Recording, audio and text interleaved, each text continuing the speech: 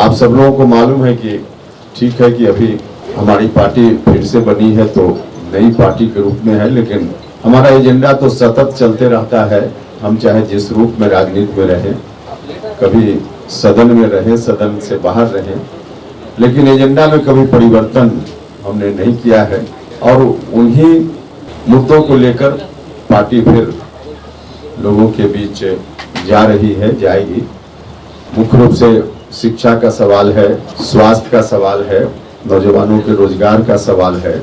Collegium system को replace करके कोई दूसरी व्यवस्था लाने की बात हुई थी। फैसला भी हुआ सरकार का, पार्लियामेंट से बिल भी पारित हुआ, लेकिन बाद में सुप्रीम कोर्ट ने कहा कि इसको हम नहीं मानेंगे। तो यह विषय सीधे कोर्ट से संबंधित है। सरकार के निर्णय को भी जब कोर्ट इस विषय में नहीं मान रहा है, तो हमारी कोशिश है कि अब जनता की ओर से दबाव बने, जनता का मुद्दा यह बने। जनता की ओर से जब दबाव बनेगा देर सवेर, तब जाकर कोर्ट के लोगों का ध्यान आ पाएगा और वहाँ व्यवस्था ठीक ठाक हो पाएगी। आप सब लोग देख ही रहे हैं कि धीरे धीरे विधानसभा चुनाव नजदीक आते जा रहा है और उस चुनाव की तैयारी की दृष्टि से और लोगों की तरह मेरी पार्टी भी लगी हुई है। पहले से सदस्यता अभियान भी चल रहा है, क्योंकि पार्टी के गठन के बाद लोकसभा का चुनाव आ गया था, तो विधिवत सदस्यता अभियान नहीं चला था। सदस्यता अभियान अभी चल रहा है। कोशिश है इस सदस्यता अभियान के माध्यम से हर मतदान केंद्र तक पार्टी को पहुंचाने की। तो अभी पार्टी के सामने सबसे बड़ा दायित्व है, जहां अपने संगठन का विस्तार, वहीं अगले विधानसभा के चुनाव में एनडीए कैसे जीते और जीत करके फिर से बिहार में एनडीए की सरकार बने। इस काम के लिए जो पहले से कार्यक्रम हमारे चल रहे हैं, उसके अतिरिक्त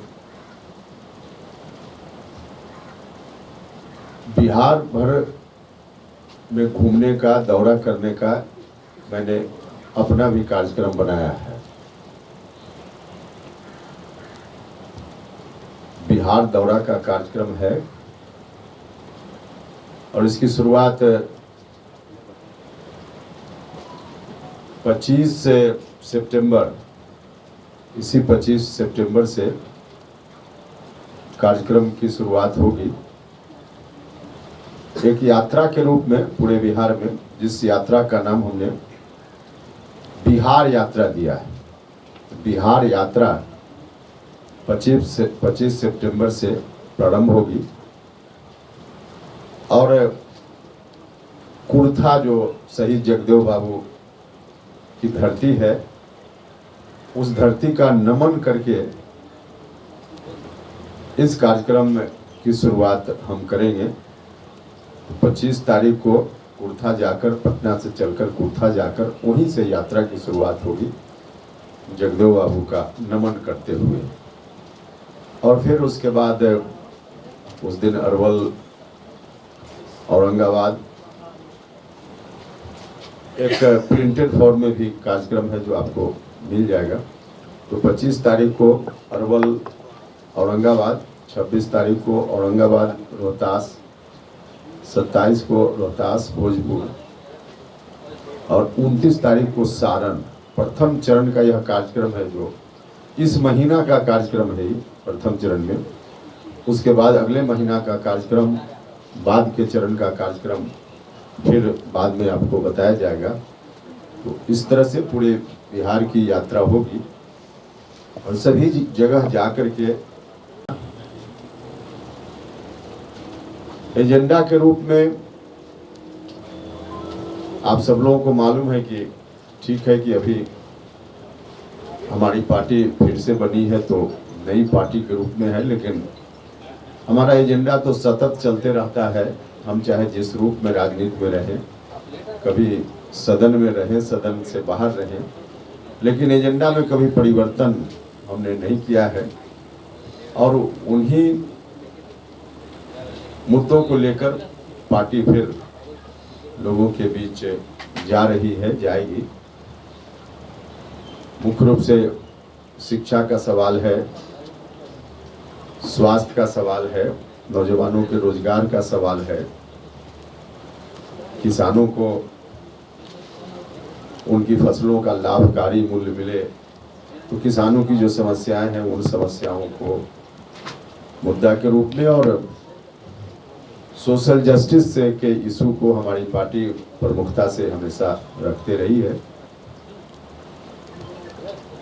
सब लोगों को न्याय मिले, न्याय से वंचित लोग जो भी हैं उनको न्याय मिले और उनको न्याय मिले इस दिशा में तो बहुत सारे कार्यक्रम भारत की सरकार भी चला रही है, राज्य की सरकार भी चला रही है। लेकिन इससे अतिरिक्त जो एक मुद्दा, ऐसा मुद्दा है सोशल जस्टिस का, जो सिर्फ सरकार के चाहने से उसका निदान नहीं होने वाला है, और वह है सुप्रीम कोर्ट और हाई कोर्ट में जजों की बहाली के लिए जो बिल्कुल गैर लोकतांत्रिक प्रक्रिया अपनाई जा रही है कोर्ट के द्वारा, यह मुद्दा हम इसलिए कह रहे हैं कि सरकार से सिर्फ संभव नहीं है, क्योंकि इस विषय पर भारत की सरकार ने, जब पिछली सरकार थी इसके पहले 2014 से 19 के बीच, उस वक्त भारत की सरकार ने फैसला लिया था कॉलेजियम सिस्टम को रिप्लेस करके कोई दूसरी व्यवस्था लाने की बात हुई थी। फैसला भी हुआ सरकार का, पार्लियामेंट से बिल भी पारित हुआ, लेकिन बाद में सुप्रीम कोर्ट ने कहा कि इसको हम नहीं मानेंगे। तो यह विषय सीधे कोर्ट से संबंधित है। सरकार के निर्णय को भी जब कोर्ट इस विषय में नहीं मान रहा है, तो हमारी कोशिश है कि अब जनता की ओर से दबाव बने, जनता का मुद्दा यह बने। जनता की ओर से जब दबाव बनेगा देर सवेर, तब जाकर कोर्ट के लोगों का ध्यान आ पाएगा और वहाँ व्यवस्था ठीक ठाक हो पाएगी।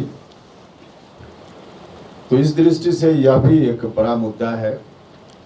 इस मुद्दा को भी हमने हमेशा पार्टी की ओर से आगे बढ़ाया है और इस बार फिर से सदन में एक बार अवसर मिला है राज्यसभा में जाते हुए। ऐसे सदन से बाहर भी जिन मुद्दों की हमने चर्चा की, उन मुद्दों पर हमारी पार्टी मुखर रही है, लेकिन एक अवसर है हमारे लिए सदन में जाने का, और इस सदन का जो प्लेटफॉर्म है उसका भी इस्तेमाल लोगों के इंटरेस्ट में, आम लोगों के इंटरेस्ट में, बिहार के इंटरेस्ट में, सोशल जस्टिस के इंटरेस्ट में हम करेंगे और हर तरह से पार्टी के एजेंडा को आगे बढ़ाने का काम होगा। और अब जो देख रहे हैं हम लोग सिचुएशन, उसके हिसाब से एनडीए की सरकार अभी चल रही है बिहार में और देश में भी। बिहार में फिर से एनडीए की सरकार बने, इस बात के लिए हम सब लोग दिन रात लगे हुए हैं और हमारा विश्वास है लोगों का रुझान देखते हुए कि